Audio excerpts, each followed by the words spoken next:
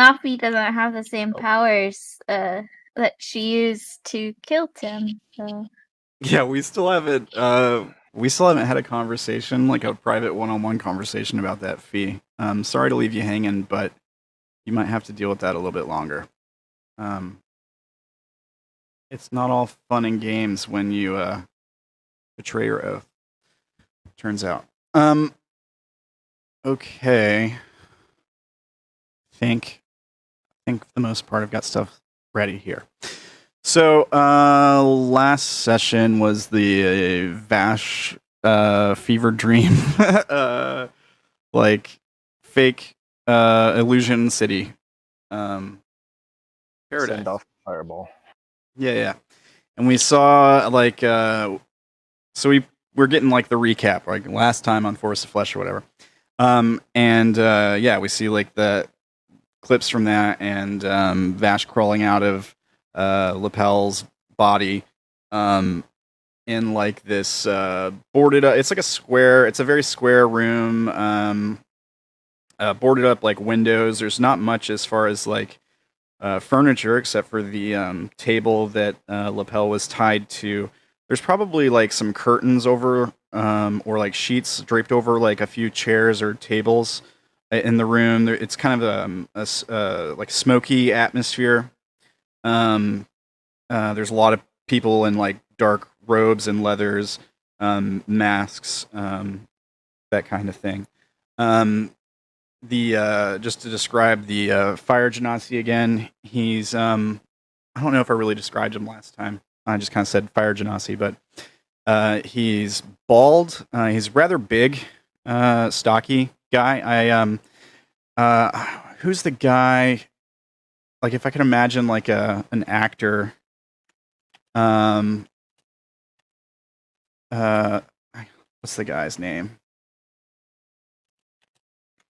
Vincent D'Onofrio. I don't know how to say his last name.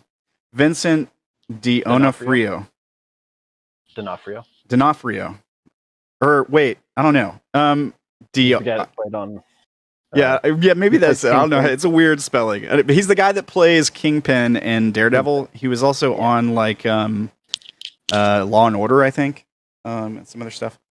But that's the kind of guy I imagine playing the Fire Genasi. He's bald. His skin is like grayish, sort of sort of like a charcoal colored. He's wearing like very fine black robes. There's jewelry on his fingers, maybe around his wrist. There's probably also like piercings, maybe gold piercings on one ear. Fee's having trouble getting in Discord. I need to restart my computer real quick. All right. I'll be right back. Yeah. Guess we're gonna take a minute. Yeah, we can take a minute.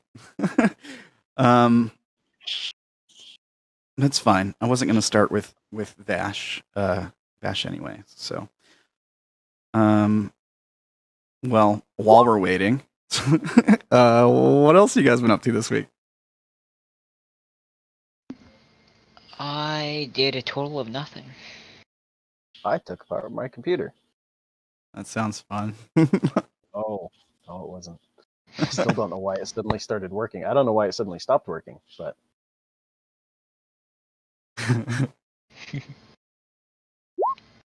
I ate a burrito. Technology does that sometimes. Noteworthy burrito. It was good. Oh, how do I sound, by the way? Because I'm using a different mic because I'm not at home. Oh. Sounds fine to me. You sound okay. Oh. Cool. So how do you change from push to talk to a different... You got to go in your settings on Discord. User settings, I think. Settings, voice and video. And then it should have a input mode, voice activity, or push to talk.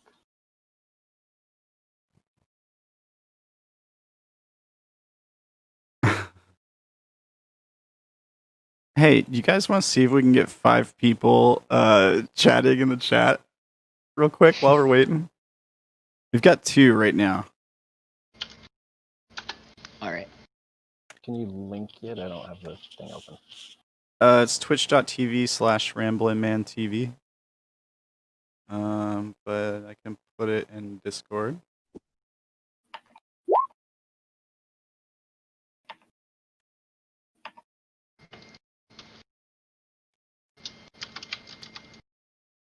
That is not a link. That is, but literally, if you just copy and paste it, you'll be fine. Not a link. Oh god.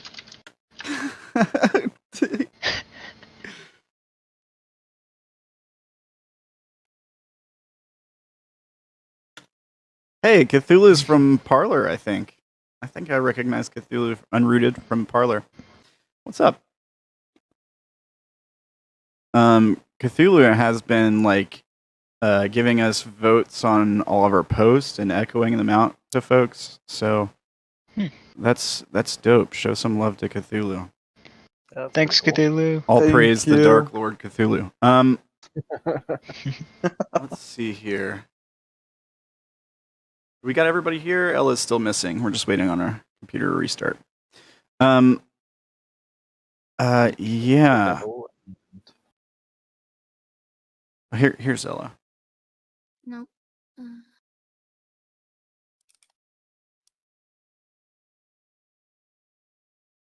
Test. Yeah, we hear you. Yeah, we hear you. Okay, so is everybody here now? I Yeah. probably should have asked before I started describing things. So yeah, the Fire Genasi is bald. Vincent D'Onofrio from Daredevil's Kingpin is how to describe him, but like grayish charcoal kind of skin.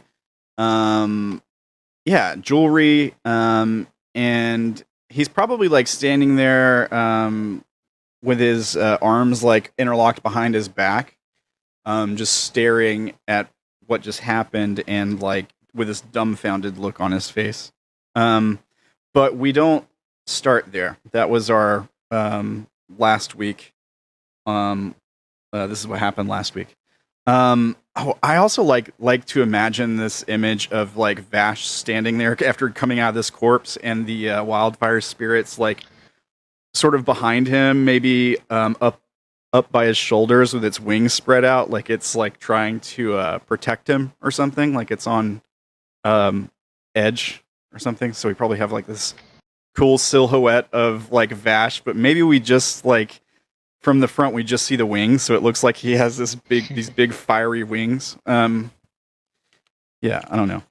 Just to remind, blood red, completely covered Vash. Yeah, just like soaked with organ and blood. Also like several wounds from the like tentacle barb things that were in your body. Yeah. Not the type of lapel he wanted for his efforts. Yeah. Yeah, okay. But instead of picking up there, we'll start the session with like a fade in of the town of Five Rings of Namvang Koseten, and I think like we're just like seeing the town people. Like we're just seeing people, maybe people arguing at a walk stand that we've seen before. People haggling over price, that kind of thing. Maybe the camera pans down the street until we see like a feathered humanoid, a kinku, black feathers. Tim, can you describe what your character looks like? He's a bit shorter than the average human. Greasy black feathers, kind of matted up a little bit, or not matted, but little bits torn out here or there. And he wears a white mask of a dwarf that looks to be younger. He has a slightly cracked beak and dark, beady black eyes. Okay. Oh, sorry, I'm messing with your sheet. I'm just looking at your stuff. What are you wearing as far as like armor? Are you just kind of wearing like robes or something like that? Just robes, yeah. Yeah, makes sense. Okay. So what are you doing as like the camera pans to you? I mean, I think it would be clear from the scene that like we center on the Kinku and what's going on. He's looking back and forth and kind of listening for noises. Every once in a while, when he hears something interesting, he'll repeat the noise and then kind of snicker to himself in a high-pitched kind of hyena laughter. Yeah, okay, maybe. So, like, I was talking about these, like, vendors, like, haggling with each other and kind of arguing. And, yeah, maybe one of them makes a comment, like, to the other one. He's like, they're just talking to each other, and he's like, "You're charging too much for these. I couldn't sell these for anything close to that price." And then, like, we hear the Kinku, like, say that exactly. It sounds exactly the same, but, like, to himself, and then kind of, like, snicker a little bit. You've gotten an appointment this morning. You can head there if you like, or you can, like, investigate some stuff if there's anything you want to do. He takes a look at what the merchant was trying to haggle about. Yeah, they're haggling over the price of eggs, I think. He looks kind of grossed out and then goes off to his appointment. Yeah, one of them makes the comment of, like, "Oh, what's wrong, little bird?" You know, like, maybe just like a slight racial undertone to it, you know? Yeah. People, I think the impression of Kinku, because people don't really get to communicate with them often, and they're pretty rare, people kind of assume that they're just a dumb animal, I think. But there's a lot more to them than that. You would probably know that. Yeah, I think for the most part that's the case. I don't think the people you work with are like that, but yeah, there's probably some difficulties that Kinku have to deal with in that regard. Kind of like with Ishu, right? Where, like, he was having trouble getting in a room at the inn and that kind of thing. Yeah. Okay. So do you want to just, like, head to the warehouse? Yep. Yeah. Okay. So we just, like, see him, like, walking down the path. If you want, we can just, like, cut to the warehouse. Sure. The only thing of note is that he's constantly looking over his shoulder. Yeah. Okay. Like, a little bit paranoid, maybe. Yeah. Okay. Yeah. So maybe, like, there's a couple times where someone walks a little bit too close, and maybe you, like, give them a wide berth, so to speak. Yeah. Yeah, and just, like, constantly looking over, like, just to see if anyone's watching you, or that kind of thing. Are you wearing, like, recognizable emblems or anything that would identify you as a member yet, or anything like that? I wouldn't think so if it was his first meeting. Yeah. Okay. Okay. So we cut to the outside of this. I mean, it kind of looks like an abandoned building. The windows are probably boarded up or have curtains or sheets over them. And there's, like, two folks standing at the door in dark leathers. They're wearing the face mask bandana, like just a black cloth that covers, like, from the nose down. Their eyes are visible. They're probably wearing some kind of hat. I feel like the most common hat is, like, a simple rice hat. But there might be some other things that they could wear. Like, some of them might have, like a samurai hat, like a scaled leather kind of thing. Yeah, and so you approach the door, and they just stare at you silently. They don't, like, draw their weapons or anything like that. Whatever the scheduling for this meeting or appointment was, whoever I talked to about it, I just repeat back exactly what they told me for when to meet them and where, in their voice. Yeah. Okay. So I think we hear the Kinku say in, like a deep but clear speaking voice, and it's like you're sort of, like, talking about yourself in the third person, maybe. So, like, it probably sounds like something along the lines of, "Yes, the bird is scheduled to meet here at this time," or something like that. And the two guards kind of like, we see them like look at each other and kind of squint a little bit and then look back to you. And then one of them shrugs and he like hits the door with the back of his fists. Like he hits it like 3 times, like boom, boom, boom. And then there's like a boom, boom from the other side. And then the door opens. When the door opens, we see the room that Vash is in. We see Vash standing there, like dripping in blood, the bird behind him. Yeah, you can walk into the room. Like, we'll give Wolf, you can react here too if you like. The door opens, Wolf.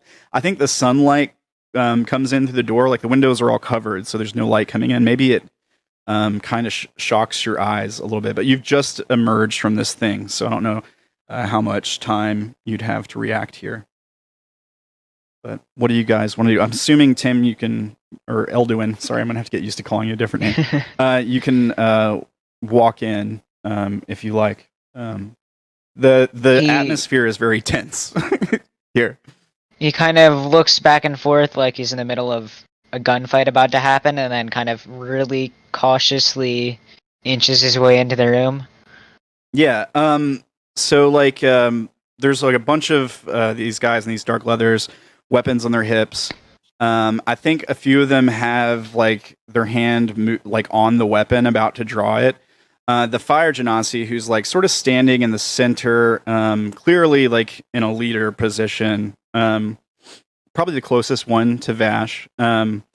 He hasn't even like looked at you yet. He's still like looking at Vash, but he just like holds up a finger behind him. The tension from like all the like foot soldiers in the room relaxes slightly. Like you can probably hear everyone in the room draw a breath at the same time. I also repeat the noise of everyone drawing the breath to try to fit in. Yeah, there's probably like 1 or 2 guards that kind of give you like a strange look as that happens. Vash, if there's anything you want to do here, I'll give you the if you want to say something or anything like that, I'll give you the opportunity to first. I'm sure just be standing there looking around trying to take the room. And how many people are in there besides the 2 new ones, or besides the new one? So there's the bird stands out. The rest are mostly human. There's probably like a dozen people besides Tim and the fire genasi. Just glancing around the room. If you'd like, you can make insight perception checks. Sure. Do you Whichever which one you want? It's up to you. Also, do I see the corpse of Lapel? Yeah, like I think you'd be aware of it after you crawled out of it. And he's tied to like a table. The only wound on him is the one that you came out of. But the torso's like ripped apart at this. I mean, you squeezed a whole person in a wildfire spirit out from the torso, so like the ribs are probably like, so it's just a mess. There's a lot of blood and organ, and it's splayed open. He's got this like, his eyes are like still open. He's probably just like staring at the ceiling. And there's this look of like horrific pain on his face. Elduin's just thinking, human childbirth is so weird. Yeah. But you like, as you look around the room, you take that in, you see like the fire genasi has like a short sword on his hip.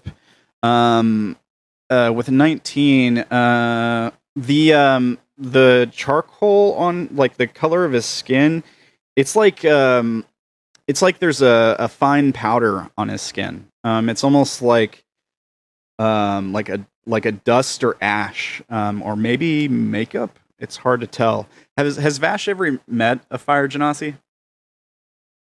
Unless they're common, then probably not. Yeah, they're probably pretty rare. Okay. Well, it's hard to say how you'd interpret that, but there's like, there's something about the skin. It looks like there's some kind of like powdery residue on his skin. The robes that he's wearing, they smell like he's probably like 10 or 15 feet away from you, but you can smell like it's almost like lantern oil coming from him. And his robes do appear to be like slightly wet or damp. He's covered in the jewelry and everything, and he's just like staring at you, mouth agape. Mouth agape. Okay. Oh, I think we just lost Ramblin. I'm here. Oh, okay. Is Discord freaking out? I just saw that your thing was lit green, but I couldn't hear you. So Oh, it's always keyed. Yeah, it's always Yeah. lit up. Yeah. I knew that. So Vash will probably look down at the corpse of Lapel, and then glance up and kind of semi under his breath go, "Guess I got him after all." Guess I got him after all. So he said. Okay. Who are you then? And he's talking to who he assumes is probably the person in charge, simply because he is the strangest of the bunch, besides the bird. Yeah, I think he's like still holding his hand up behind him, and as you like address him, he like lowers his hand, and he like returns it to like his hands being interlocked behind his back. He doesn't seem like the tension from some of the people in the room is that they're kind of like they're fearful, they're afraid. His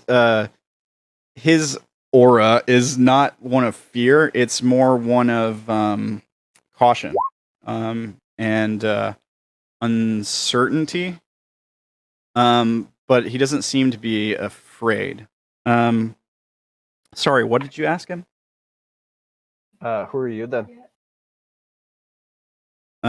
Yeah, I think he says I could ask you the same thing. You are in my warehouse, after all. He like he looks away from you for a minute and like looks towards one of the guard, and he says, "Do you speak thieves can't at all?" Me? Yeah, I don't know if you'd understand him. Nope. Well, okay, Elduin, if you don't speak thieves can't, go ahead and add it to your like you can understand it, I guess, but you can't speak it. You got to mimic, but you can add it to your list of languages if you like. Yeah. So he says something that maybe you don't quite understand, Vash, and then he like turns back to you and he says, "You find yourself in the den of the devils. May we ask what brings you here?" Oh, May. I'm just passing through. What's Vash's demeanor? Do you seem like confused or disoriented? Yeah. So you said that there's about a dozen people in here. Vash realizes that he's already not at full power. He definitely doesn't want to fight unless he has to. So he's trying to be a little glib. Yeah. Try and throw them off, if at all possible. Okay. I'm gonna roll an insight check on you here. And his sheet, I don't have it programmed in Roll20 because I'm a procrastinator, but I do have his sheet. So I'm just gonna roll like and add his bonuses. So this is an insight check. The 13's not super great. I think he probably just picks up on maybe that you're uncomfortable or that you're a little confused. But I don't think he would get much more than that. He does say, clearly you're not a demon. Do you know how you found yourself in there? And he points towards the body of Lapel? Can't say that I do. He's probably a little bit nonchalant about the fact that there's a corpse there. So he probably like gestures to it like it's no big deal, kind of thing. That's pretty much what Vash is trying to do as well.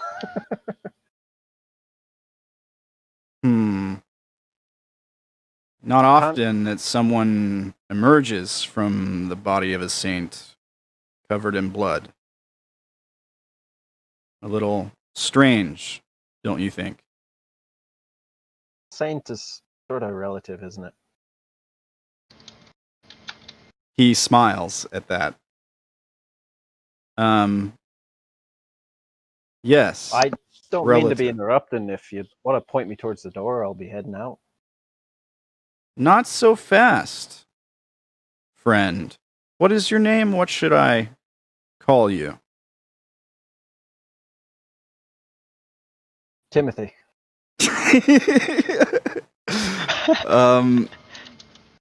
His head cocks a little bit, and he turns and like looks at one of the guards who like the guy he sort of like readjusts his balance when the guy looks at him. Like his posture changes slightly, and then his eyes look away from the fire genasi at first, and then back to him, and then his head like nods slightly. And then the genasi turns back to you and he says, "Timothy, you say." And Well, yours.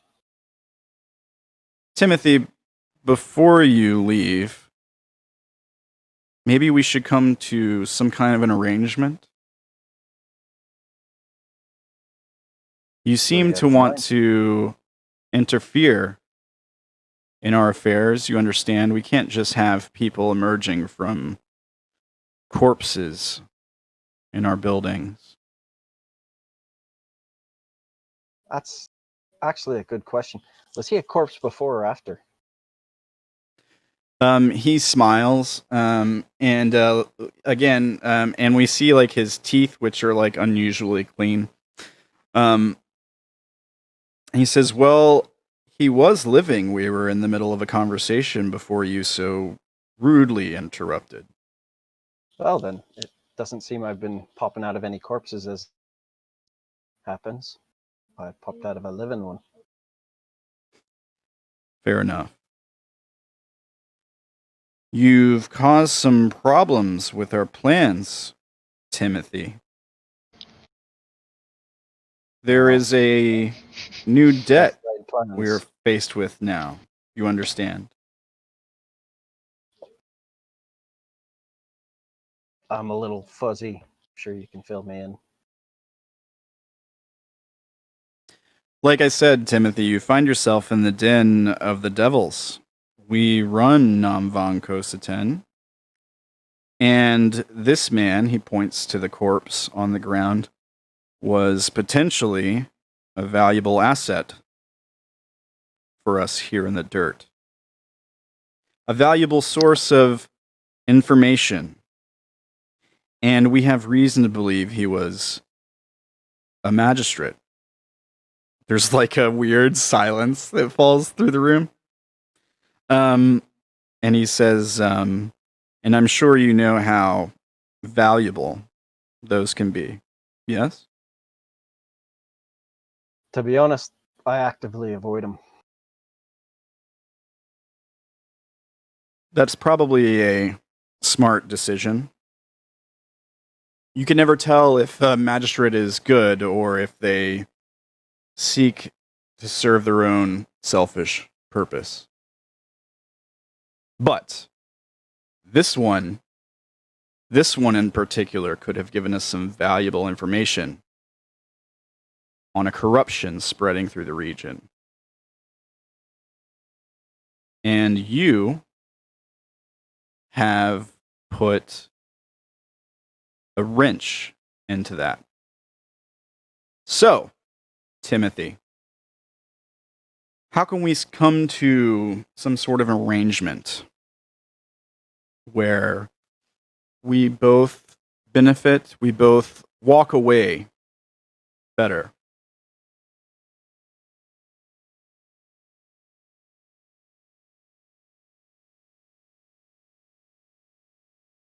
Just out of curiosity, besides Watintan, you know the names of any other settlements? It's been a while for me. Okay, so there was Watim Tam. I'm trying to think if there's any other named settlements that you have been to in particular in the campaign. I think the only real other town was that unnamed fishing village. Well, you probably would know like about the main like capital city, right? Like the center of the court is a city called Creation, or I think that's the translation for it. The actual name is Sozonotoshi. This is the only city we've been in that hasn't been destroyed so far. I think you guys have actually never been there. That's like a main capital city. This city is called Namvan Kositin, the Five Ring Crossroads. He did say that, and you probably would know that's the city that you guys were sending Ishu to with the refugees when you guys when Watim Tam fell. Mm-hmm. Okay. So not. You can roll a history check. Sure, I'm good at that. 1 is good, right? Holy balls! Oh, hey, I am good at that. Wow. Okay. So he mentioned Namvan Kostan. He also mentioned the dirt. You rolled a crit, so I think you have surprisingly a lot of information about this city. So you know the general layout. Have you seen the map for the city?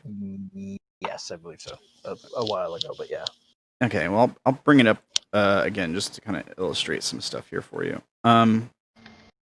The dirt district is the brown ring. You know what? I gotta get rid of Timothy, who's on here. Sorry, Tim. Bye-bye. And Mr. Kinku, we gotta find you a token. Sorry, man. Totally forgot about that. Hang on. Yeah, it's all good.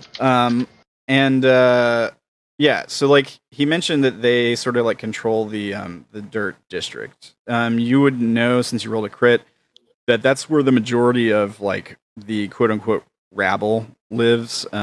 Peasants, refugees, commoners, like ordinary merchants, people who haven't acquired a super huge amount of wealth probably stay in that area. And I mean, since you know a lot about the town, that area is governed pretty much exclusively by the low-down, dirty, smoldering devils, which is like sort of like a crime syndicate or like a mob or mafia, but they work on behalf of the Arcana. So like they represent the devil Arcana, which isn't like what we think of the devil. It's actually like a good thing in this setting.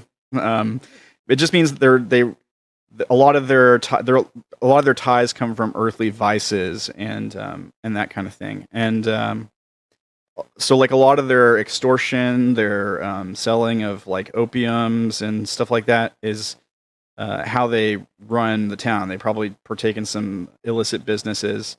But all of that is considered like okay, as long as they're not like going around murdering people,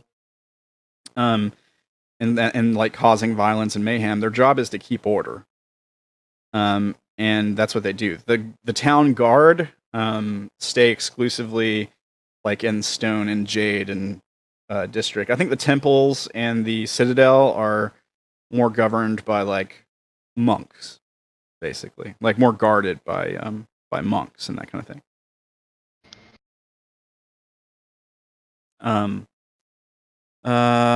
As far as like other cities, other settlements you might know, I mean, Creation is like the town of Creation is like its own monster. It's stuff that you would know about that. I mean, the city is enormous, like so big that like you could be on a tower in the middle of the city and looking in every direction, you just see more city, like until the horizon. The city is immense. And it's all been like, it started out small and over thousands and thousands of years it's been expanded. So there's like weird like walls that come up in random places. They're not like rings like this town, but it would just be like where they've pushed the walls further and farther out in random directions. The city doesn't just like sit on a flat plains. Parts of it go up on like mountains and different terrain. I think a lot of it is probably it's the city itself is probably on like a border region between some of the different territories. So like it shares territories with like some of the different courts, I guess, some of the different like swords, cups, that kind of stuff.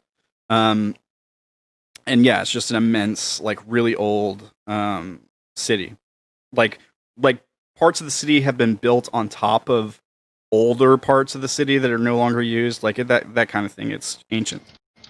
Yeah, all that. I mean, you rolled a crit 20 on the history, so I'm just trying to give you as much information as possible. No, thank you. All right, so Vash probably kind of looks over one shoulder to scan the room on that side, and then looks over the other, and he says, "All right, well, obviously you think you can get something out of me, or we wouldn't be talking. What do you want?"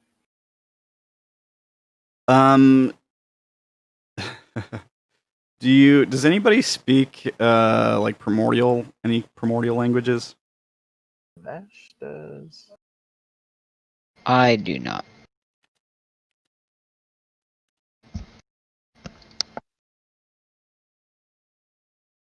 Sorry, Vash, did you say you don't? Oh, yeah, Vash does. Does it just say primordial, or do you got like a specific dialect? It just says primordial. Okay. Do you want to pick one? Or I guess maybe you get all of them. That makes sense. You're a druid. So he speaks to the wildfire spirit in Ignan, the primordial language of fire. So Elduin, I was trying to stop calling you Tim. Elduin, his voice, like when he speaks like this, sounds like the crackling of a campfire, maybe, or the roaring of a furnace. And he's speaking directly to the wildfire spirit, and he's almost like asking it if it can vouch for you, Vash, in a weird way. Like he's basically says something along the lines of, "Is your friend trustworthy?" Unfortunately for him, the wildfire spirit cannot speak. Yeah, does it understand? It is intelligent, so it would understand what it's saying. And seeing how I can communicate with it telepathically all the time, I will have it nod. or like ruffle its feathers, or fiery feathers. So there's like a moment where he's like, it's like for the first time in this short amount of time we've seen him, he's like showing another living thing respect, kind of. Like there's like a certain acknowledgement between him and the spirit. He definitely respects it more than you. Like it's very clear. And then he like composes himself, right? So he like takes a moment and he's just like staring at this thing. And then he like adjusts his robes to make sure they're not messed up. You know, he like makes sure there's like not any lint on his sleeve or anything. And then he turns back to you and he says, "One curiosity I have. What is your relationship with this creature?" So Vash looks at him for a second, and then turns. I assume it's on my left, because that's how it is in my head. To look at the wildfire spirit, and in Ignan says, "Do you think we can trust him?" And then I have the bird just kind of cock its head to the side at me. Yeah, there's probably like a slight tut that comes from the fire genasi, like and then he like it just and then he like shuts it down immediately. He's very like in control of his emotions. Elduin looks very confused because he's used to being the only one in the room that can make campfire crackling noises. Okay. And he turns back to you, Vash, and he says, "Well, it seems we have a dilemma." No dilemma, I can see. Tell me what you want. We'll see if we can come to an agreement. Maybe, maybe not. You seem capable. Are you a fighter, sorcerer, perhaps? Dabble here and there. You can handle yourself in tense situations, potentially violent. I look back down at the bloody corpse. How do you feel about earning some coin? Coin is useful. Information would be better. He smiles at that. Well, so happens that I trade in many things. What kind of information do you seek? Well, for starters, figuring out where I'm at might be a good place. But there's a few things I'm curious about as well. Sounds like we're speaking the same language. You find yourself in Namvong Kositen, the Five Rings Crossroads. And currently, you're in the belly of the beast. Just crawled out of it, actually.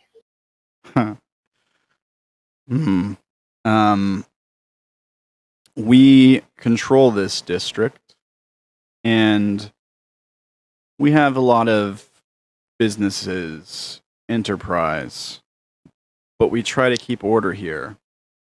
Things have been concerning recently.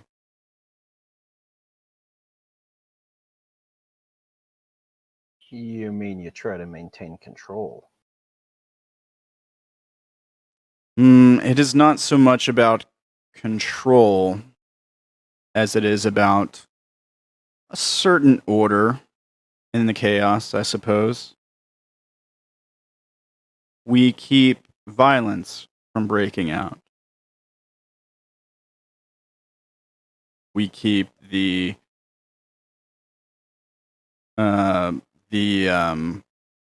court from seizing things from the town. But we serve our purpose to the Arcana, like all others.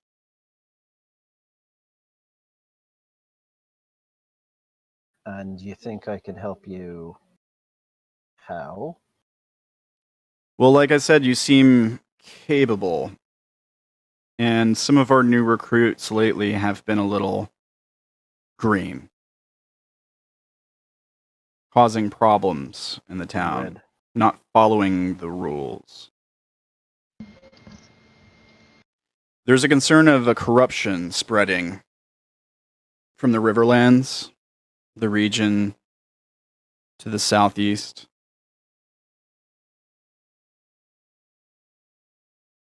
We want to make sure that it doesn't come here.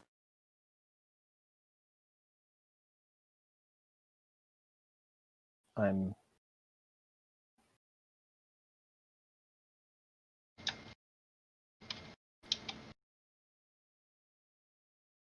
And if you're interested, I may have a few jobs for you to earn some coin.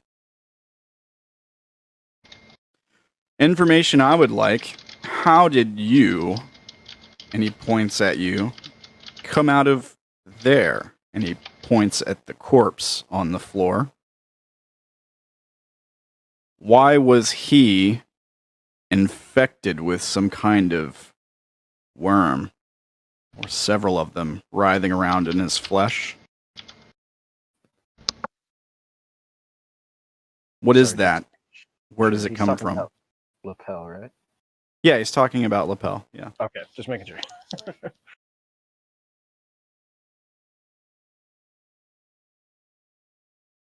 That's something of a trade secret.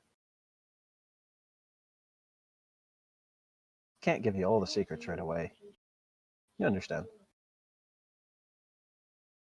He's gonna roll an insight check on you again.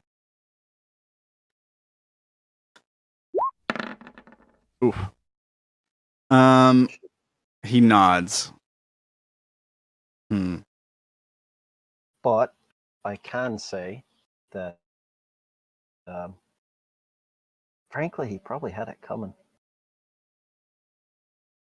You know, I feel like that is agreeable.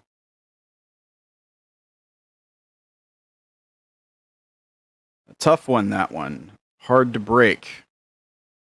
He wouldn't give us much. But he seemed to be waiting for someone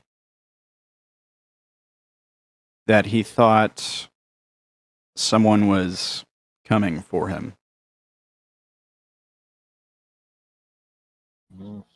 I doubt he was speaking about me. I'm pretty sure I came as a bit of a surprise.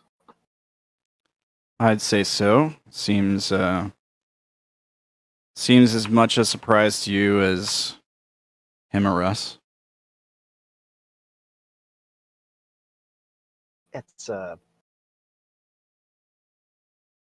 It's an interesting mode of travel.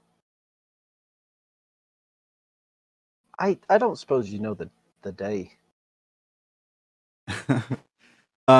So he gives you a date. I don't know how. I haven't decided how like years and stuff work. Right. That's just more looking for like how far away from the last date that you remember. Yeah. It's been for you. I think it's only been like it's probably been about a week and a half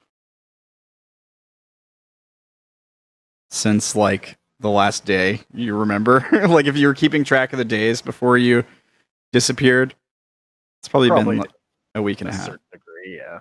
I'm sure you'd know what day it was generally. Yeah. Okay. All right. Can I roll an insight on Vash to see if Elduin thinks that he's telling the whole truth of what's happening? Yeah, dude. Jump in if there's anything you want to do. You can roll an insight on Timothy. I mean, 20 is pretty good. Yeah, it's pretty good. What is he trying to learn exactly? Figure out if you've told a lie to the Genasi, but he wouldn't know the primordial stuff, but the rest of it. You could probably tell that Vash is being cagey, and maybe by reading body language a little bit, that he seems to be not lying outright, but also making it up as he goes.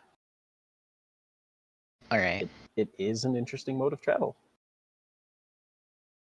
Not wrong.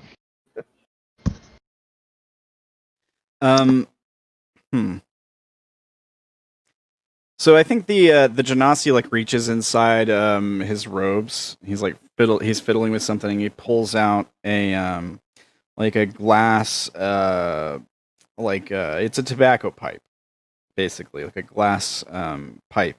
He sets it on like a table that's got a sheet draped over it, and he pulls out a little pouch and like a little leather pouch like the size of like a golf ball. And he sets it on the table next to the pipe, and he says, "A gesture of our generosity. If you need something to calm the nerves."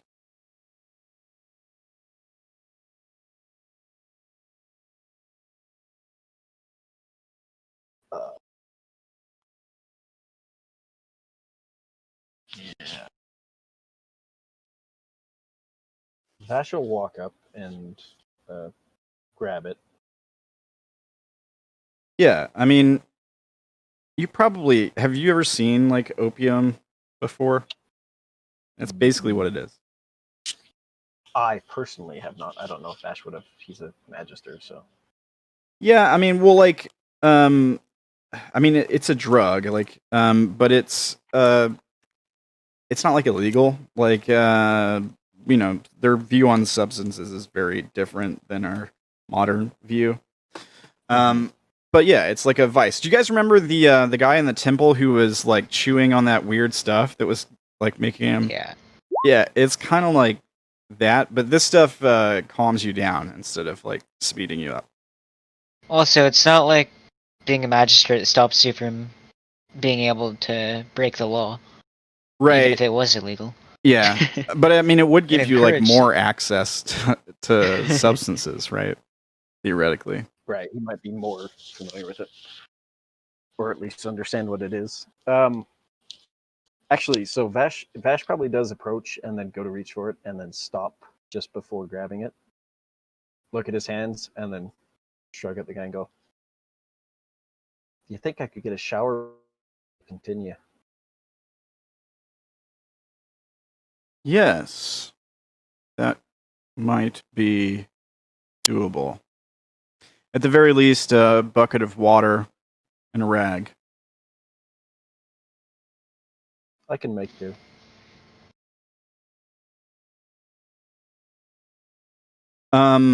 Yeah, so he like gestures to someone, like he like just puts. He doesn't even look at them. He just puts out a hand and like you points at somebody and is like, he's like draw it like over here, and then they like walk up and they they go to a back room or something and come back with like a bucket of water and like a rag that's draped over the side of this bucket, and they set it down on the table in front of you, Vash.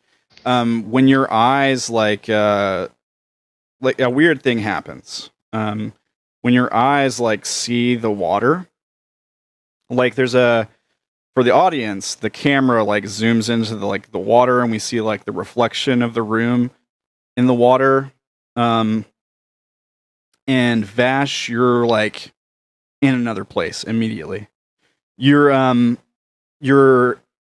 in like a cold, wet, dark cavern. And you see Fee and Ella or Orilyn, and all of your companions there. You see the body of Timothy. Odayn's there. But everyone but Fee and Orilyn are like drowning in water. You're in the water with them. You're not like drowning. You're not in a body or anything. You're just kind of observing the situation, but like it looks pretty dire. Like so you're basically like watching Ishu and Odayn drown, essentially.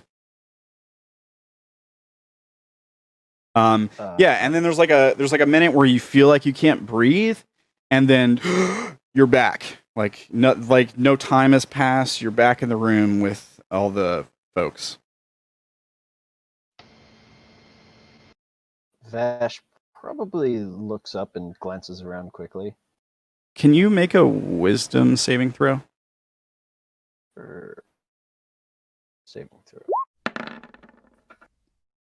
Ooh. Oh, that's not good, man. Okay.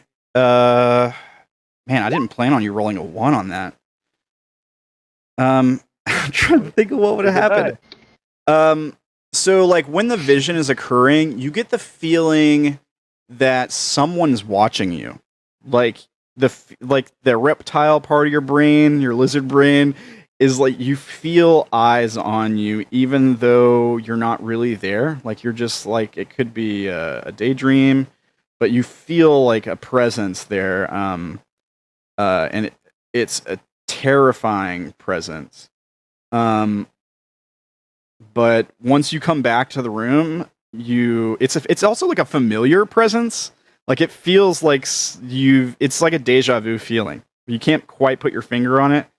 But then as soon as you come back to the room, you're like, wait, did I feel that? Or you can't remember if you did or not. Like you don't remember you remember the vision, but you don't remember that weird kind of almost not really sinister, but like uncaring. I don't think that sticks with you. You don't retain that. Okay.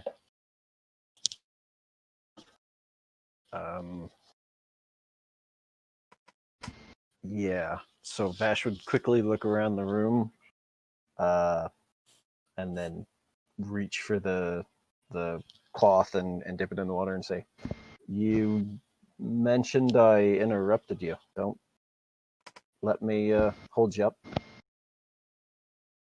He looks at the corpse. It's a little late for that now, I think. What about that one? And I'll nod at the bird as I start to like wipe at my face. This one is an acquaintance of mine. I repeat in the Genasi's voice, a valuable asset. He nods. Yes, that's right, Bird. You are a valuable asset.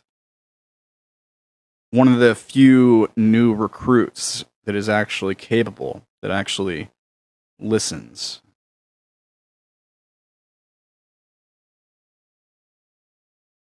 He repeats in his voice, I suppose. He turns back to you, Vash, and he says, Timothy. He's kind of like every time he says the name, he's like, he says it in a way that's like, yeah, sure, that's your real name, kind of. But he says, we've had a recent run-in with a group of mercenaries, possibly. They've killed a few of our men. But, like I said, new recruits, green. These men deserved it. I would like you to get them to agree to work with us. They don't have to join the Devils, of course, but if they're going to be major players in town, I think it would be important for us to develop a relationship. So it is just about control. Well, not full control. He says, it's funny. He looks towards one of the guard, the same guard earlier who was like, when his gaze fell on him, he was like adjusting his posture. He looks at the same guy and he's like, according to my men, one of them matches your description. The guy nods. Really?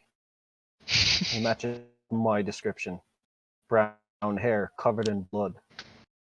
Well, minus the blood. But supposedly committed a few minor crimes. Petty thieving. And potentially disposing of bodies. And they didn't follow protocol in that regard.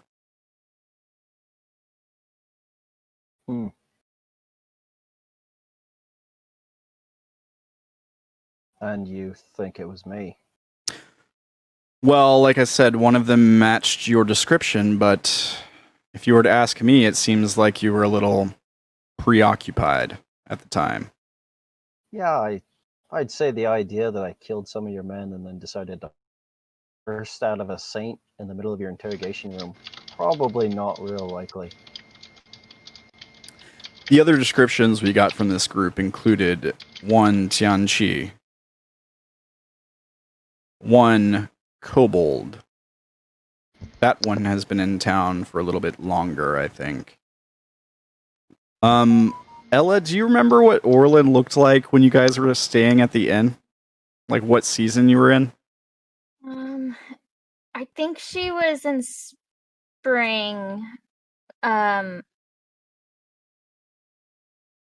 Green skin?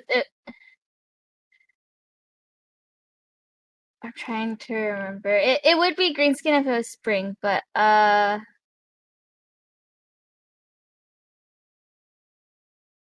trying to remember when she changed from summer to a different one.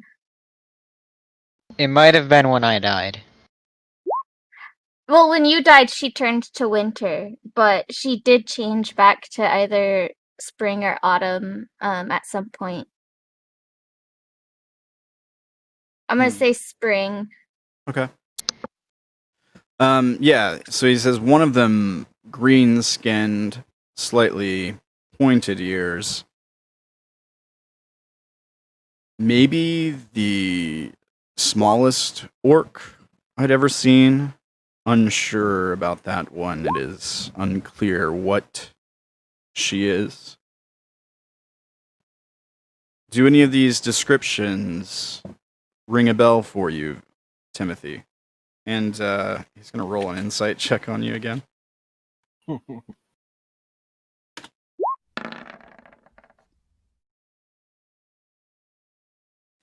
Like, do we see your face twitch or something when he describes your companions? Can I try deceiving to Yeah, not betray anything? yeah, totally. I'm gonna use my inspiration to get advantage too. Okay, all right. Which I'm gonna need help because I have a 0. He rolled a 15. Oh, a 15. And he rolled a higher insight on. Okay, so makes it, breaks it. Is it the insight that makes it against the deception, or the deception that makes it against the insight? I think it's the insight that makes it, right? Let's see. Or we can just re-roll. Either way, Elduin knows that he's lying. Yeah. Oh, I thought that was a roll from you for a minute. I was like, doesn't 18 just beat 15? No, I rolled a 15. Yeah. Makes it, breaks it. I don't know how you do that. I think because I'm trying to lie, yes, it would break it. Yeah. Yeah. Yeah, it's hard to tell with some of them what you're making and who's making what against what. Okay. Maybe it's just like maybe you're just hard to get a definite read on. So I don't know. Maybe he doesn't reveal if he picked up on it or not. Okay. But yeah, I mean, did you answer the question or?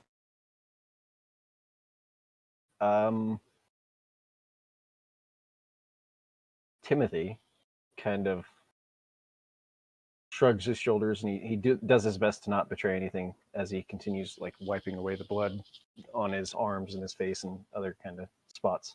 And he goes, may have heard of him. And it sounds like you want to establish some sort of working relationship with him. Possibly, yes. Something mutually beneficial, of course. Been a long time since I've worked with a Tianchi, at least. If the rest of the group is just as capable, there might be a lot of good we can get done. You said that this one here, and I'll point at the bird. This one knows how to follow orders and listen. You could send him and me to try and find him and see what we can do. Although, I don't know. You don't really know me very well. It kind of seems odd sending me off to make relations for you. But hey, what do I know? Well, it just so happens his eyebrow raises and he looks right at the camera and he says, it just so happens you've read my mind a little bit on this one. And he says, I was considering sending my friend here with you just as collateral to keep an eye, make sure you don't betray, but also to help keep you safe while you locate them. I understand they've left town on an errand. Seems they are trying to help the local blacksmith.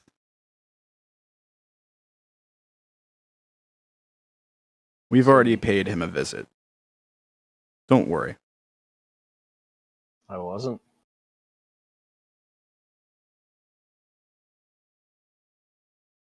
I'll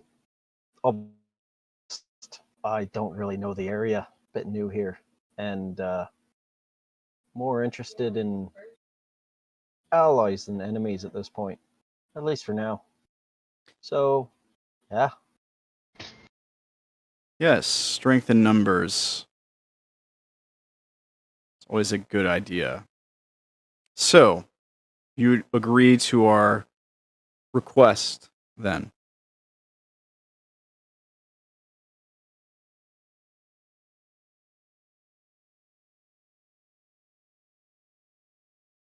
Is he kind of directing that towards me or towards Vash Timothy? Vash Timothy. Timothy Vash. Oh, did you not hear me? No, I didn't. Sorry. Oh, Timothy said, sure. Okay. He looks towards Elduin. I hope you won't have any problems with this. And again, in the Genasi's voice, that is agreeable. Excellent. Make sure that this one stays safe. But, and he looks at Vash again, do not let him cause any problems for us.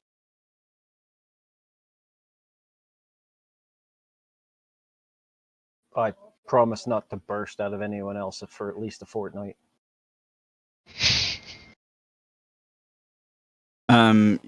Yeah, he doesn't like acknowledge that. He does like gesture to one of the guards, and he's like, and he points to the corpse. Make sure you clean that up. Timothy. Elduin now notes that he can say Fortnite in Vash's voice. Like, I imagine Elduin is like always like hyper observant and just like studying anything. Yeah, I have like says. a page of different words right now. Yeah. And little clippings that I can use out of context. That's going to be a very challenging character. I'm looking forward to seeing it. Have we decided on a nickname for Elduin? Or do you not want one?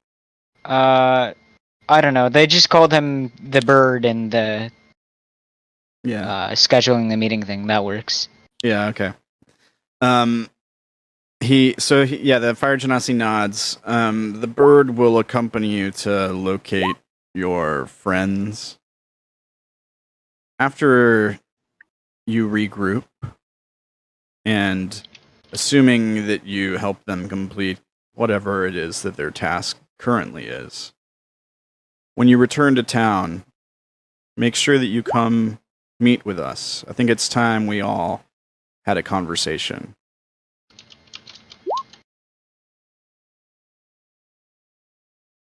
All right. I assume you have something for me to go on. Yeah. So he I know the rest of the players kind of know, obviously, what they're doing. He sort of like gives you directions to a nearby like mountain that's it's like a few days travel from town. And he basically tells you that their information that they've gathered says that they've headed that direction. You know that why they were headed that direction. So the blacksmith's kid was like abducted, possibly, and a lot of kids have been going missing in the area. And they found the kid like a day or so travel from town, like just on the outskirts of town, just like wandering. The kid had no idea where he was. He was in a weird state. He still kind of is from the experience. They were basically going to figure out who's been taking kids and what's been going on with them. Also, I don't know if the devils would know this, but they were trying to track down Melora. They thought Melora was in the same cave, and they had reason, like, from interacting with the kid, they had reason to believe that the two things were related, kind of. Like, they were the same, one and the same. Melora's thing and the whatever was taking the kids might have been the same thing, or at least coming from the same place. And so that's where they were going to like investigate. But yeah, I mean, you get the gist on like where they were headed, so you can try to pick up their trail. Directionally, okay. And did your contacts or information or whoever the hell you talked to, did they happen to say which one of these people seemed to be in charge? He looks over towards like one of the guards, who like shrugs his head, shrugs his shoulders, and then points at you. And what? He points at you. So the Pirate Genasi looks at the same guard who he's been like having that exchange with the whole time. He looks at the same guy, and the guy like shrugs his shoulders and points at you, Vash. Great. I'm already enthusiastic about this reliable information. Do you even know if all of them went?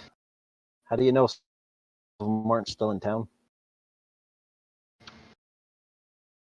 Sorry, I'm reading chat. Okay, sorry, what'd you say? Do you even know if all of them went? How do you know some of them aren't still in town? We have reason to believe that they're staying at a particular inn called the Mat Jiao, and they did leave some behind. For now, we're just keeping a watchful eye, making sure they don't cause more trouble. The inn has been marked as taboo. Customers will no longer be shopping there for the time being until we get this situated. Alright. Well, I think that'd be a good place to start. What do you think, Big Bird? He kind of just looks at you, and then in your voice and different fragments of different sentences you've said, says, "Sounds like I can help you." I'm imagining like a doctored recording where you cut someone's voice into like have them say something horrible that they never said. You know, sorry. Yeah. Oh boy. Good. Looks like he agrees. What do I call him? Honestly. Are you asking the Fire Genasi? Yeah. I think Vash has figured out that it's fairly easy to figure out this thing doesn't talk for itself. What's your reputation with these guys, Elduin? Like, what got you hired? What sort of behavior are you known for? He probably got hired for going out and about, just using his talent with mimicry and general fighting skill to kind of work around actually having to do real work, and then they decided to put that to use. Okay. So probably violent, but not unnecessarily so, only when he needs something. Okay. In it for the money. Hang on a second. I'm gonna try to generate just a random nickname for you, or at least like help me come up with something here. My audio? Okay, there we go.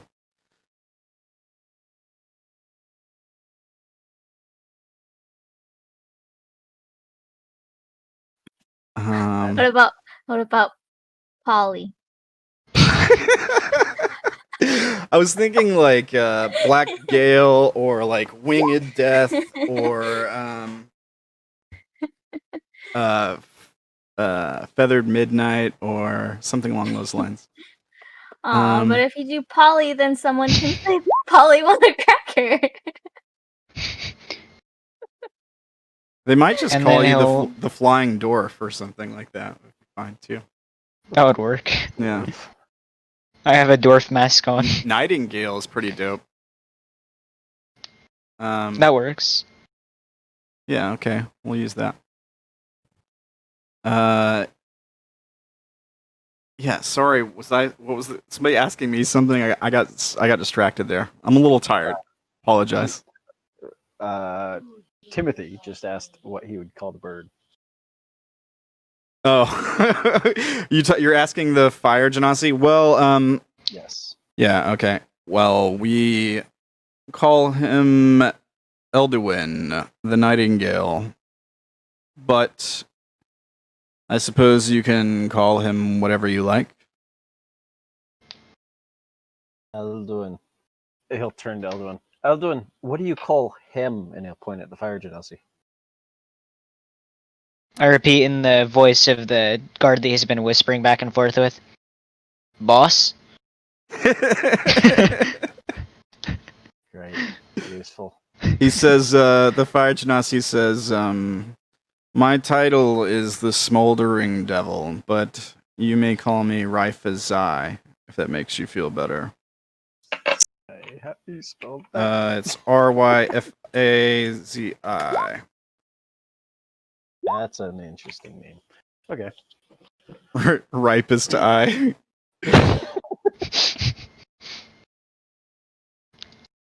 All right. Good. Wasn't gonna call you boss, so.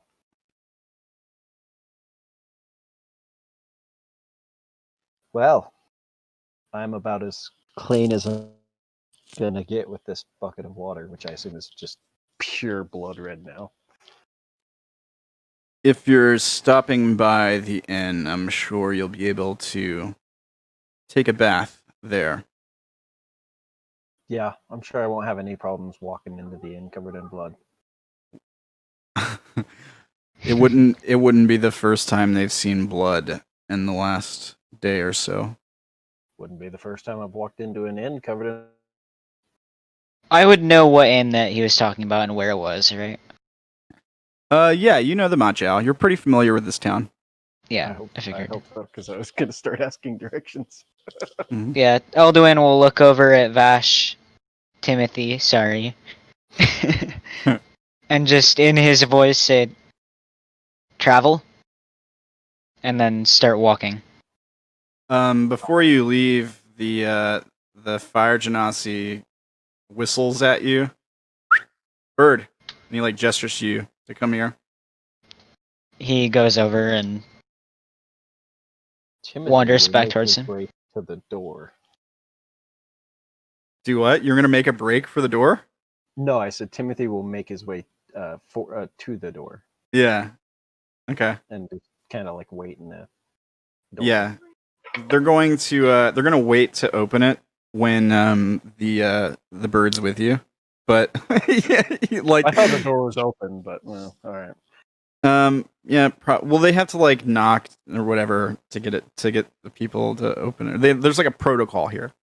But yeah, so he pulls the bird aside and he's like, I'm sure I don't have to tell you that this one is a bit dodgy. And you gonna say something? and then I say violent in his voice. Oh, violent. Yeah. Okay. And he says, make sure to use caution and discretion with this one. I wouldn't trust him if I were you. At least not for now. I think there's this weird moment where like one of your feathers is like disheveled or something, and the fire genasi like fixes it for you. Like maybe on your shoulder or something, there's like a feather that's sticking out, and he like it's like an OCD thing where it's like bugging him, so he like fixes the feather and like makes sure it's tucked back in and folded right. And then he says, just be careful with this one. Wouldn't want to lose another recruit this week. I nod. Yeah, and he kind of like dismisses you by by that I mean he stops looking at you, and probably goes back to a pipe or something that he had sitting out. Can I do an insight check to see if I understood how the door protocol worked? Sure, yeah. Ooh. I mean, you get the gist of it.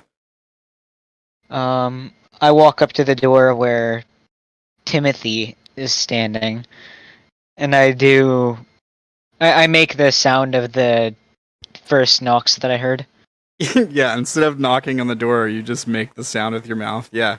And then the door opens from the other side. And then I walk out. Or there's like 2 knocks back, and then the door opens. Yeah. Okay, cool. So, do you guys want to like? Well, I guess actually that's a good place to cut to everybody else. Yeah. So we see you guys like walk out the door, and then we fade out. And as soon as this jank loads here, we'll fade in on another scene just for a second. Vash, can you see? It's a gigantic big map, but yeah. Okay. I apparently have vision through, I think, the pseudo dragon. Oh, really? Oh, okay. That's probably because you're still on the pseudo dragon sheet. Yeah. I guess that's fine. It's not a huge And I deal. still have control of the issue. Oh, okay. Well, let me take that away. All right. Might make him blind. Actually, it's there. Actually, you can keep control of Ishu because I might end up killing him, and I don't want me being able to control him to like stop, bias me, in like deciding whether or not I kill him. That makes sense. You know what I mean? Guys, when Ishu dies in about 2 rounds, it's not my fault. Okay. I don't think we rolled initiative, so let me clear the. That's from the last fight, and they got a surprise round on you guys. Is what happened. That's where we left off, I think. So we hadn't rolled initiative. I think basically is what happened. The whatever is attacking you guys is still kind of invisible. But Fee saw like watery tendrils come out of the water to try to grab her while she was standing in the log. The rest of you guys, like Odayn and Ishu, Orilyn was too, but she used Face Step or something to teleport away. You guys were in the water, and you got like something grabbed onto you and pulled you under. So I suppose we'll have you guys roll initiative. Make sure you click your token.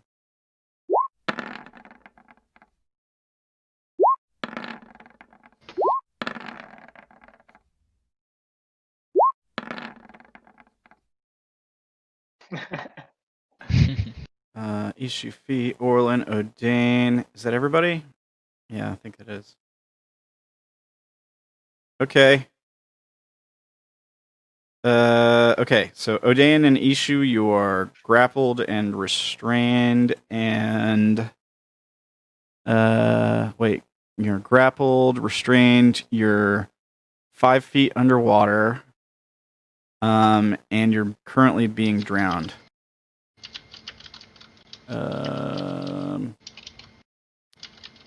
Okay.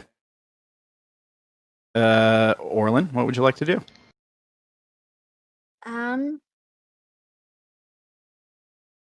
I can't see what's holding them, right? Correct. Yeah. But did I see the watery tentacles trying to go for Fee? Yeah, but as soon as they went back into the water, they vanished. You can't tell where they're at. Yeah, Okay. they that's the problem. When they're submerged, they're invisible, basically. Yeah, and I'm currently invisible as well. Oh yeah, okay. Oh, yeah, you had a reaction to like teleport away, and then. Yeah, the Misty Escape makes you invisible, and then you teleport in a poof, and you're invisible until. Sorry.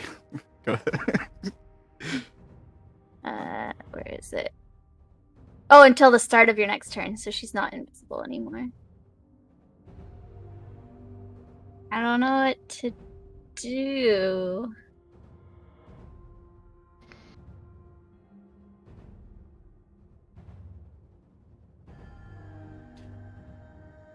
There's a limp Can she- body on Fee's back when she moves. One way, the limbs kind of like ragdoll a little bit.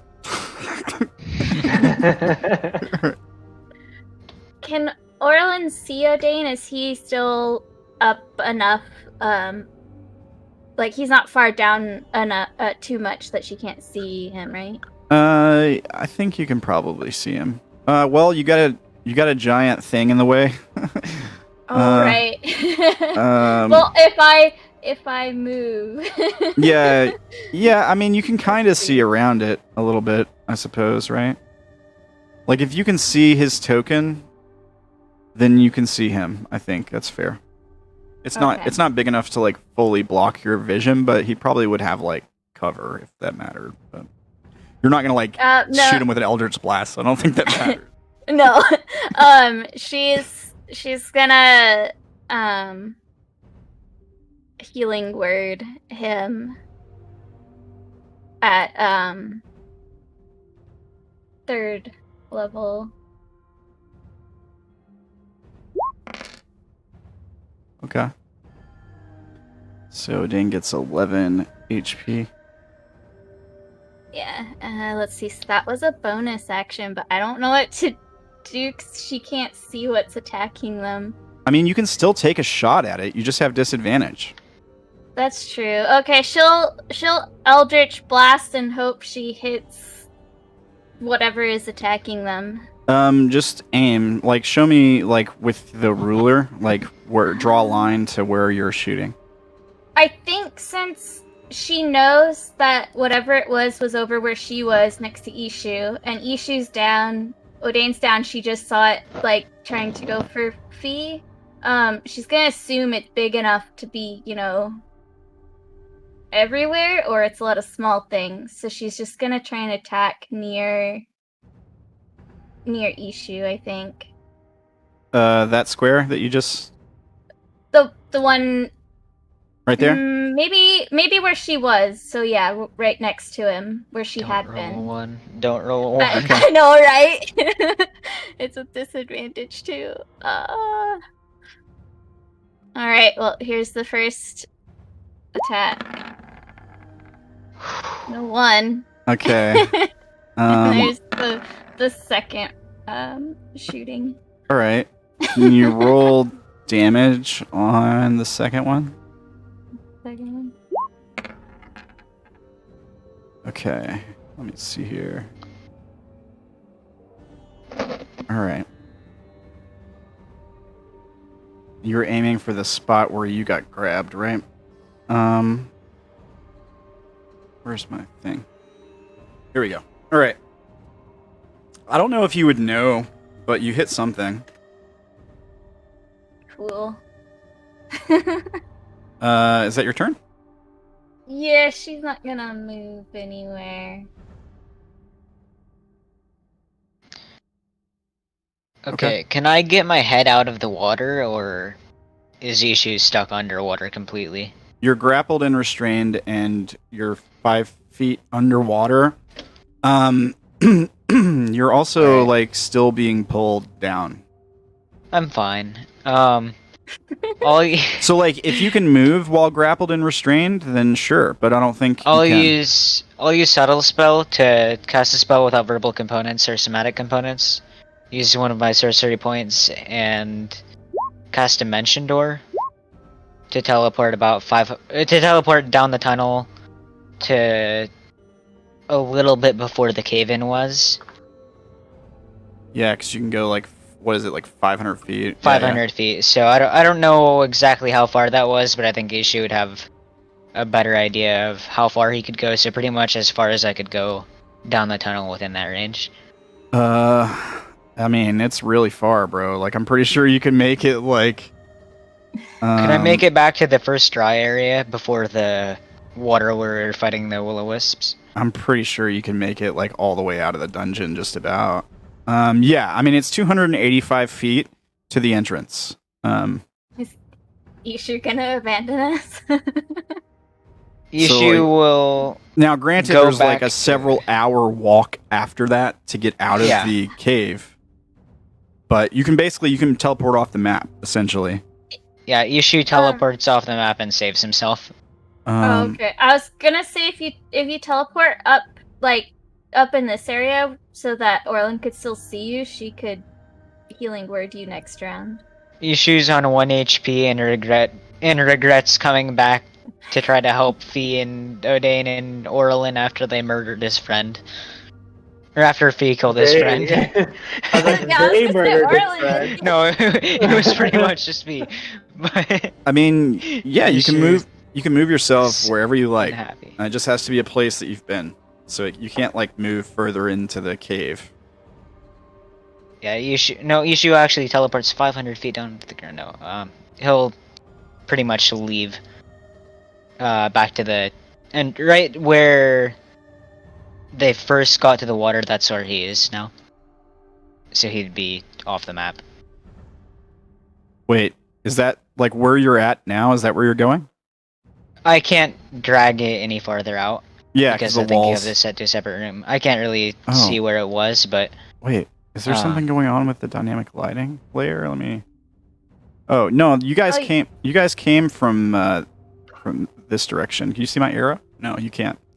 Hang Hold on, let me zoom out farther. You guys came from down. Yeah, from that green line. This Yeah. way. You could just move them multiple times until you get Yeah, back. hang to on, me. let me do it in small little jumps until I get there. I fully support Ishu saving himself. Just wanted to chime in there. He's gone, man. Yeah. He is Ishu gone. teleports away and starts shivering and kind of crying. Yeah, so Just we see wait. like If Orilyn ever sees you again, she's gonna make sure Ishu knows that he abandoned them in their time of need. He did what he claimed don't- they did to Drogo. Yeah. Yeah, kind of, yeah. Here's the thing, though. Would any of them even see him disappear? Because there's no like flash or anything. Oh, Just- that's just true. If blink they Yeah, out see of just the him verbal again, and there's though, no... there's no might. verbal also. yeah, if they see him again, as in like if they go back to Five Ring Crossroads and they see him, then they'll know he just abandoned them. If they never see him again, they might think he's dead. But you know, Yeah, I was gonna say. I hope they don't spend time looking for him in the swamp. So Yeah. like we the audience see like Ishu underwater. We don't see like what's crushing him, but something is like squeezing him, and it's clear that he's like having trouble breathing. There's probably like bubbles coming out of his mouth, and he's like, and then there's just like a faint like poof, and he just like vanishes. And there's probably like a bunch of like bubbles and stuff that rush to the surface of the water after he vanishes. Yeah, and we see him appear like in a tunnel, like very clearly far away, soaking wet, and like probably a little bit exasperated. Does that end Ishu's turn? Yeah, How murky is the water? Like, would I be able to see it from underneath? See it from underneath. What do you mean? Like, I'm underwater with him, right? I'm assuming we both got dragged down. Yeah, Would you I be able might. to see that he disappeared? Yeah, I think it's fair to say that you would be able to see him disappear. Yeah.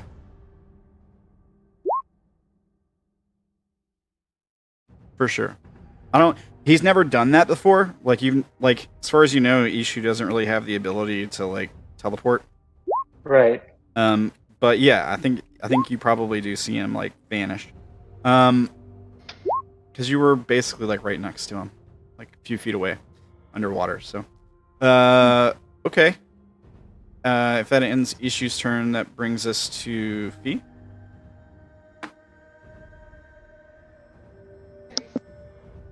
Fee, you alive? do you have push talk on again on accident? 30. Yellow. Oh, Ferdy's not. Yeah, in, so- they're there. I was like, Ferdy's not in the Discord. Yeah, Ferdy was muting and unmuting, so. Maybe he's having trouble with Uh-oh. the It's Discord. that Pigeon Forge internet, huh? Is that what the problem is? He can hear us. I don't know why I can't speak. Oh gosh. We heard you earlier. Yeah, didn't we? Yeah, you were talking earlier. Try refreshing.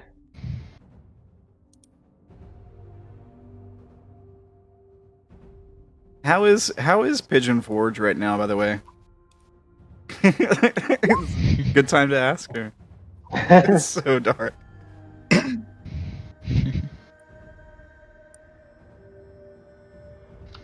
All right. Well, I guess maybe there's a bear somewhere.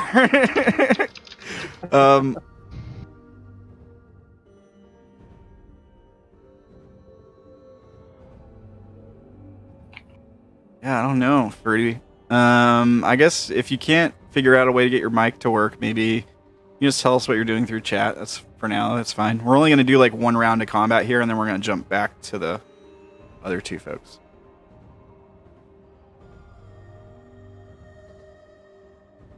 Oh, and here I had lost all hope of saving them already. Hello? Sorry. There we go. So I have to use my phone. Oh, well, okay. Question. Switched. Alright. So Feed doesn't know that Ishu used a spell, so she probably thought Ishu got sucked in, like probably deep inside the thing, but she could see Odayn, right? Yeah. So she she tells Odayn to grab a hold of Timothy. I mean, he's a little busy right now. A hold of Timothy, Odayn, and I'll pull you from there. I mean, you can't like hand Timothy to him. Like he's 5 feet 10 away, feet away. or he's like 10 feet away from you and 5 feet underwater. I can't put Timothy here, and then he could just. I thought grab Timothy. him. I thought Timothy was like tied to your back or something. Oh yeah, that was true. He was. All right. I don't have a rod with me. Can I stand over here? Because that's still like part of the Log? wood. Log, yeah. Yeah, sure. We'll say that you're like on the edge of the log. That's fine. And then I tell Odayn to grab a hold of my hand instead of Timothy. Human rope. Here, I've got a life raft, and he throws you a corpse instead of one of those like ring things. All right. All right. Sorry, you were trying to grab a hold of him. You got to jump in the water if you're gonna do that, because you're still like he's 5 feet down. Oh, okay. Then I'll. Wait. If he's 5 feet down, then I think you could still reach him, because it would still be like. Yeah. Okay, so you're gonna try to pull him away from the thing. That's what you're doing. Mm-hmm. Okay. I guess it's a athletics check. There's an escape DC. Wolf, you're the DM.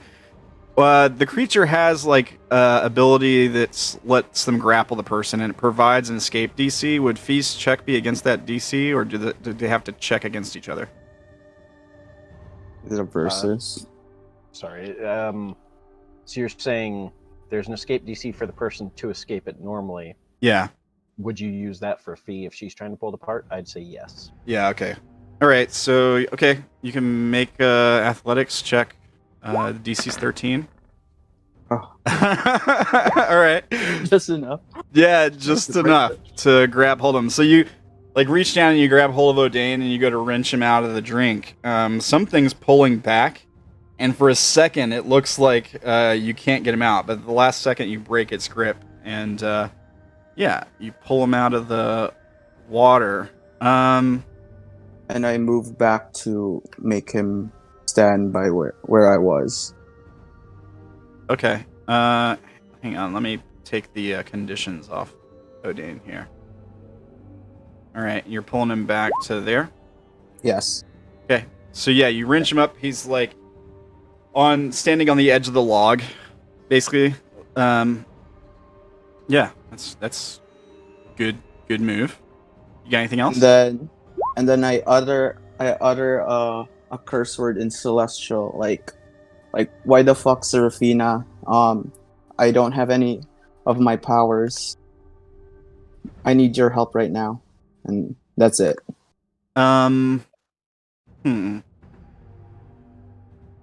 Make a wisdom check. Cussing out a goddess that's angry at you is obviously the way to go. I mean, that's what I would do. Not great.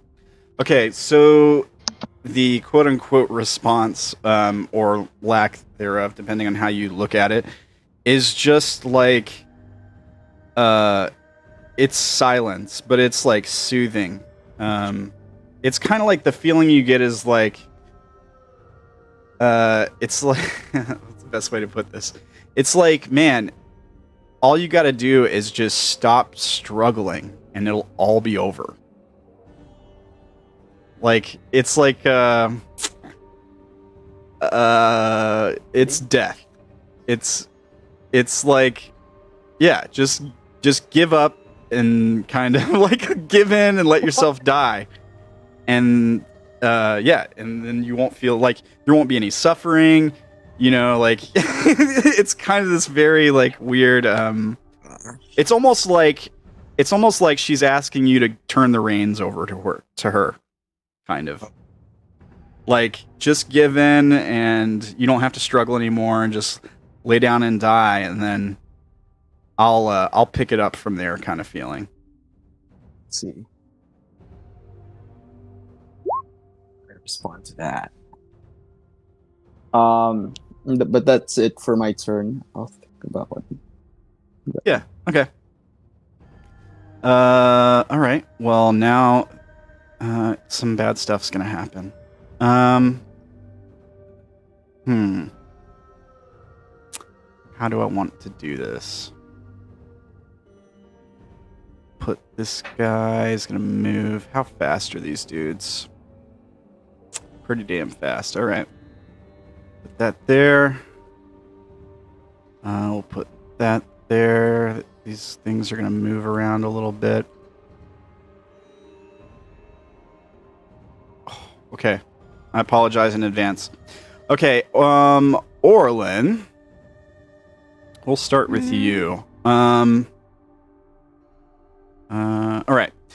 So, like, some tendrils come reaching up out of the water, and they look like streams of water. Like, they're made of water. They're see-through slightly. Yeah, and they come reaching for you, Orilyn. That's a miss, I assume. Yep. All right.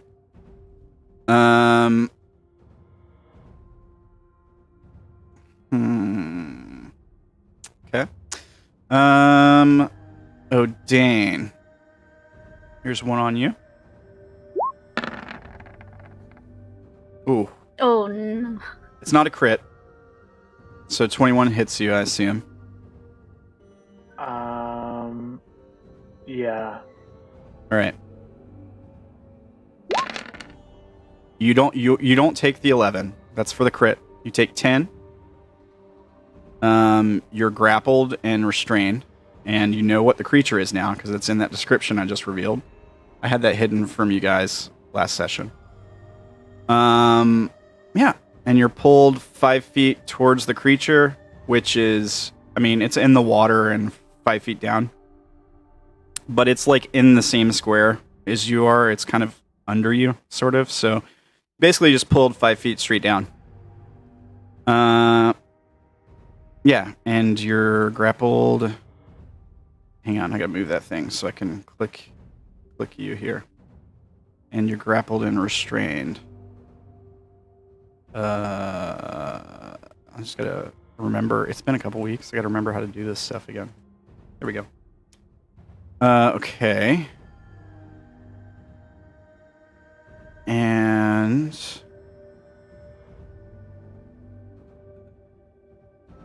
Fee, you're probably going to get the most. Here's one on Fee. 20? Does that hit? Nope. Okay. Here goes a second one. Also a miss. The third one. Ooh, that's a crit. Yeah. Okay, Fee. You take the full damage. You take 25 bludgeoning damage. Grappled, restrained.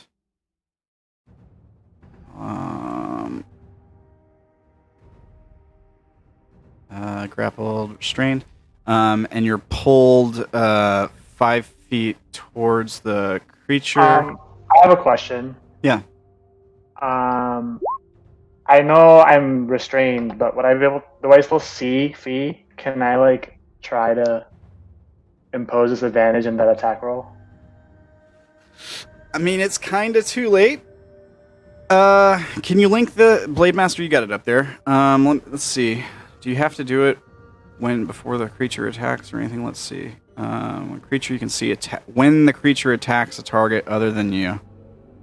I mean, it's kind of been like already rolled damage. Yeah, I'll let you do it this time, but next time you got to do it sooner. Like you can't wait until the damage and all that's been rolled. Okay, sorry. No, you're fine. I was just trying to look for it. I was trying to look for it on my thing. Yeah, you're good. During You're good. during that turn too, I would intercept as my reaction. All right. But you would still get hit though, right? Fee, what's your AC? 22. 22. Okay. Okay, so you don't take that damage then if a 21 misses. So give yourself back the 25 HP. You're no longer Oh. Okay. You're no longer restrained and grappled. Yeah.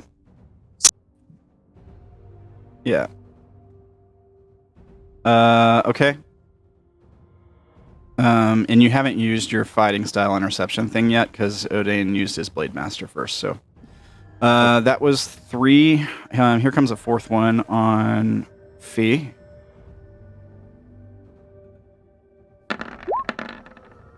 It's a miss and 1, 2, 3, 4, and there's one more.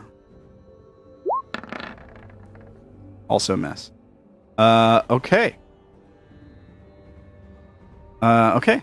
And Odayn, you haven't taken a turn yet, have you? Nope. All right. Your turn, and then we'll cut back to the other folks. I'm assuming I have to use my action to try to get out of the restraint. Yeah, Go out. you're grappled and restrained. I mean, if you're wanting to escape, then yeah, that's how you gotta do it. Would I have to roll athletics, acrobatics? What's It's I think it's athletics or acrobatics. Escape DC's 13. I've been rolling low. Okay, yeah, you escape. With a what was that? A 24? Yeah, definitely escape. All right, and you want to use your movement to try to get out of get back on the log. Can I actually try to move to land? Sure. It's difficult terrain, so you got half your movement basically. So I have 20 feet of movement. Yeah, if your normal movement's 40, then you got 20 feet, and then once you get to land, it's regular terrain, so you can move freely. 5, 10, 15. It would be 10, 20, right? Right. So it's 10, 15. Right. Oh, sorry. That's 10, 20, 25, 30, 35.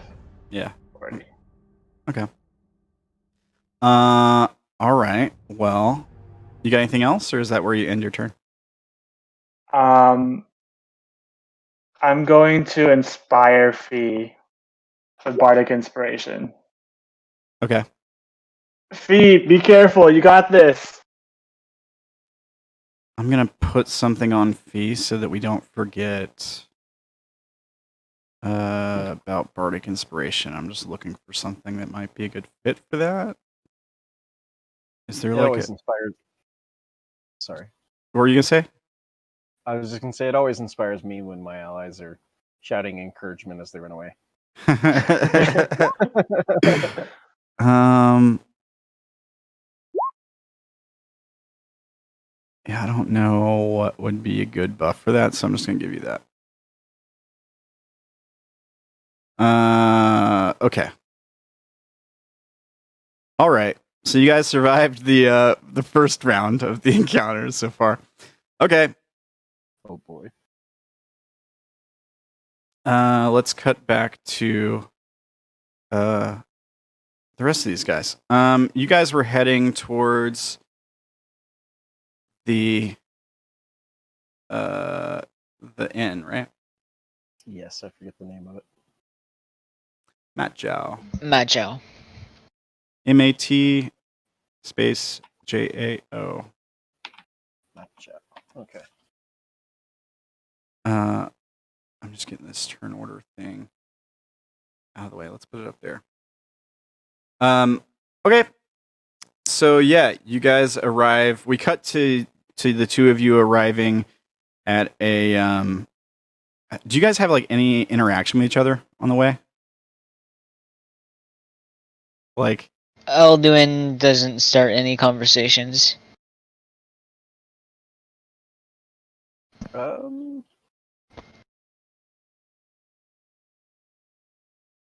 I haven't thought about it, so I'm going to say no. all right. So we cut to the outside of the inn. And feel free to help me describe the inn, guys, if I'm missing something. But I recall that there was was the plant moved inside? Is that what we did with the plant? I think it was, but I think it also the pot got shattered during the combat. Oh, okay. But Didn't they Orilyn, clean it up though? yeah. So the plant's gone, but Orilyn did give him 1 pound bag of cabbage seeds, and like basically told him how to get that started. I don't know if he's working on that at all.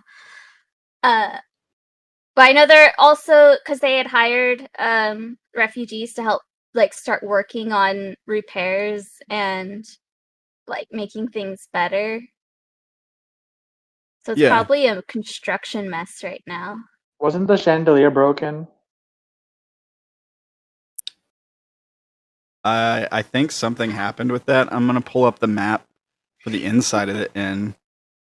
I mean, the chandelier is still there. It doesn't have any special markings on it or anything. I think we just kept worrying that it was gonna fall and hit us. I don't think the chandelier ever actually got okay. damaged. It was just the rugs that that we ruined.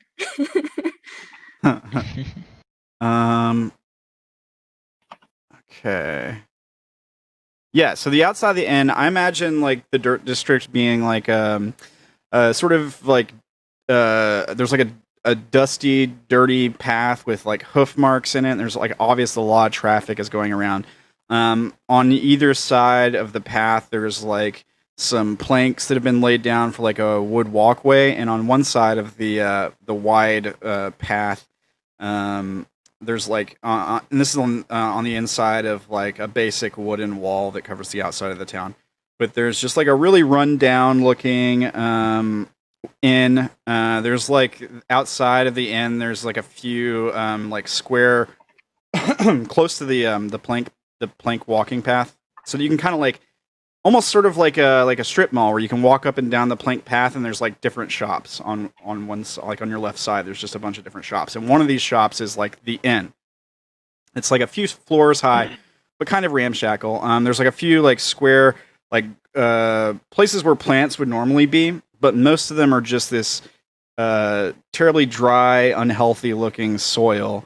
One of the plots has been somewhat tended to, and now is like the soil looks wet in this one plot. It doesn't look super healthy or anything, but it's wet soil, and there's like it's been peppered with these little like white cabbage seeds. But like that's the only thing of like life around the outside of this inn. There's a few windows. There might even be a few plants that you can see through the windows on the inside of the building.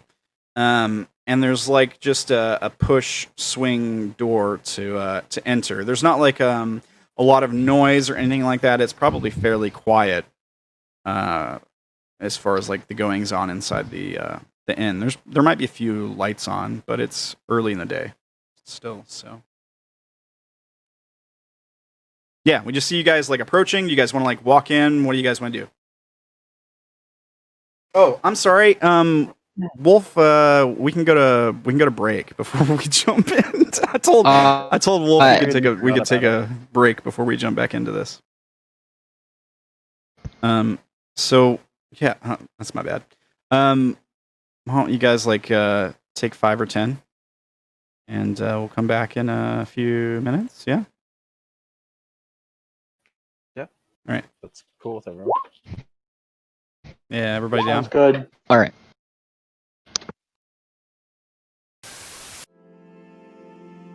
If you enjoy the video, make sure you like, share, comment, and subscribe.